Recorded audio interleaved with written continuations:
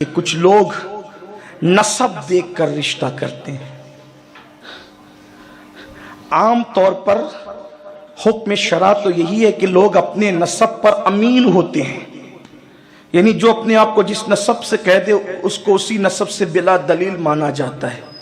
لیکن کوئی ضروری ہے کہ بتانے والا صحیح بتا رہا ہو؟ اچھا، بتانے والا صحیح بتا رہا ہو، لیکن کبھی کبھی ایسا ہوتا ہے کہ بہت سارے خاندانوں میں کوئی عورت خیانت کر دیتی ہے تو نسب منقطع ہو جاتا ہے۔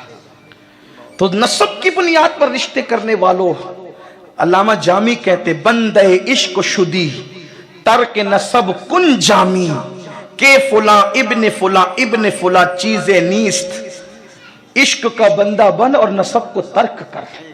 اس کا بیٹا اس کا بیٹا کہلانا الگ بات ہے، محمد عربی کا غلام کہلانا الگ بات ہے۔ ہزار عظمتیں قربان ہے اس پر جس نے ساری زندگی اپنا نسب بیان نہیں کیا، اور دنیا ان کو سلمان فارسی سلمان محمدی کہتی ہے۔ جب بھی کسی نے نسب پوچھا تو سلمان کہتے تھے میں محمدی ہوں، میں اس سے بڑا نسب کیا ہو سکتا ہے۔ تو یاد رکھنا، نسب بے اہمیت نہیں ہوتا، نسب کی اہمیت اپنی جگہ ہے، لیکن نسب سب کچھ بھی نہیں ہوتا۔ اس لیے صرف نسب دیکھ کر کہ ہماری برادری ارے برادری کیا؟ سیدنا فاروق اعظم نے حضرت ابو سفیان سے کہا تھا جب وہ مدینہ منورہ آئے تھے صلح کے لیے، وہ کہا تھا کہ ابو سفیان میں محمد الرسول اللہ سے تیری ملاقات نہیں کروا سکتا۔ وہ کہا تھا کیا؟ رشتہ داری بھول گئے، پرانی دوستی بھول گئے۔ فاروق اعظم نے کہا تھا وہ اور دن تھے جب ہم رشتہ داریاں خون کی بنیاد پہ کرتے تھے، جب سے محمد الرسول اللہ کی نسبت ملی ہے اب خون کی بنیاد پہ رشتے نہیں ہیں، اب محمد الرسول اللہ کی نسبت کی بنیاد پہ رشتے ہیں۔ تو اس لیے میری گزارش ہے، برا مت ماننا گندیوی والوں، اگر اپنی برادری میں کوئی وفادار رسول نہیں ملتا تو کسی بھی برادری میں وفادار رسول تلاش کر لو۔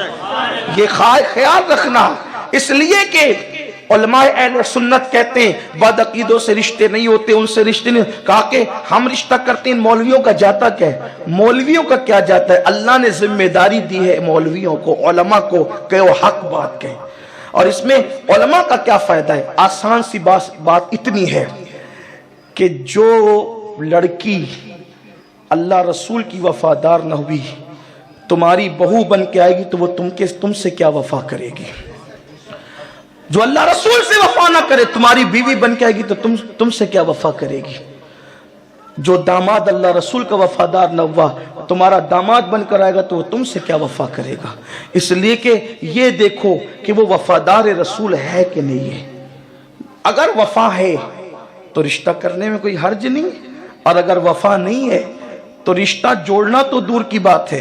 اسلام تو کہتا ہے پدر مادر برادر جان و مال ان پر فدا کر، نبی سے جو ہو بیگانہ اسے دل سے جدا کر دے، پدر مادر برادر جان و مال ان پر فدا کر دے۔ رشتہ داری دیکھو، بالکل دیکھو، لیکن اس سے پہلے دینداری دیکھو، اس سے پہلے دینداری دیکھو۔ اچھا، آج کل یہ بھی بات چلی ہے کہ یار ذرا دور سے ڈھونڈتے ہیں، نئی رشتہ داری میں جاتے ہیں، حالانکہ بہتر یہ ہے کہ اپنے قریبی خاندان میں دیکھو، اس میں دھوکہ نہیں ہوتا۔ آپ دیکھیں امام حسن نے اپنے بیٹے کے ساتھ امام حسین کی بیٹی کو لیا۔ امام حسن کے بیٹے حضرت امام حسن مصنف، امام حسین کی بیٹی سیدہ فاطمہ صغرا، دونوں کا نکاح ہوا۔ ان سے جو شہزادے پیدا ہوئے ان کو کہا گیا عبداللہ المحض۔ یہ روئے زمین کا پہلا سید ہے جس کو نجیب الطرفین ہونے کا شرف حاصل ہے۔ زمین کے اوپر حسنی حسینی یہ پہلا سید ہے۔ اور پھر عبداللہ المحض کے بیٹے ہوئے،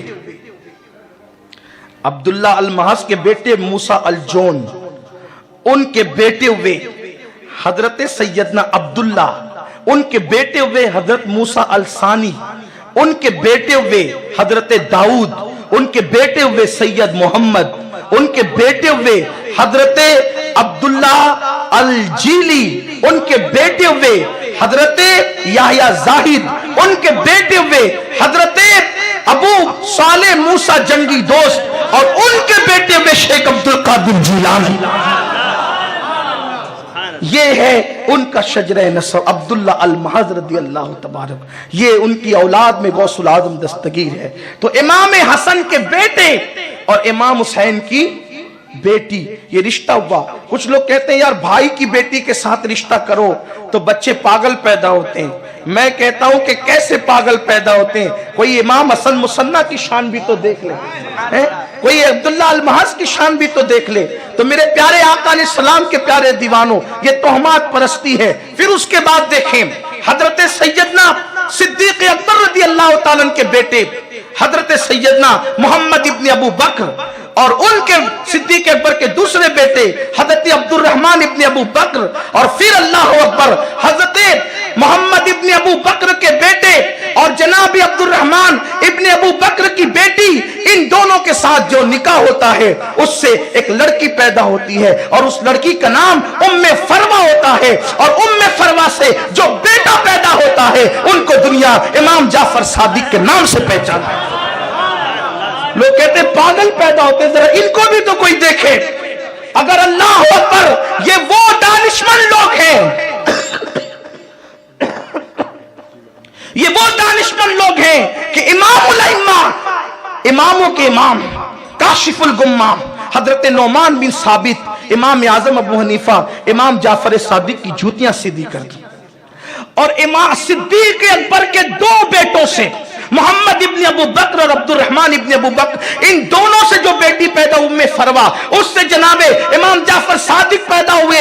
इसीलिए इमाम जाफर सादिक कहते हैं कि सिद्दीक अकबर ने मुझे दो मर्तबा जन्म दिया है, एक तो मोहम्मद इब्न अबू बकर के जरिए से, एक तो अब्दुल रहमान इब्न अबू बकर के जरिए से, यानी दोहरी निस्बत से मैं सिद्दीक अकबर की जो है वो बिनती औलाद में होता हूं, यानी उनकी बेटी की औलाद में होता हूं। तो मेरे प्यारे आका अलैहिस्सलाम के प्यारे दीवानों, रिश्तेदारी देखो लेकिन पहले दीनदारी देखो, वफादारी रसूल देखो। अगर रिश्तों की और बात आगे चलेगी तो बहुत दूर तक जाएगी। तो लोग सिर्फ बिरादरी देखते हैं, बिरादरी मत देखो, दीनदारी परहेजगारी।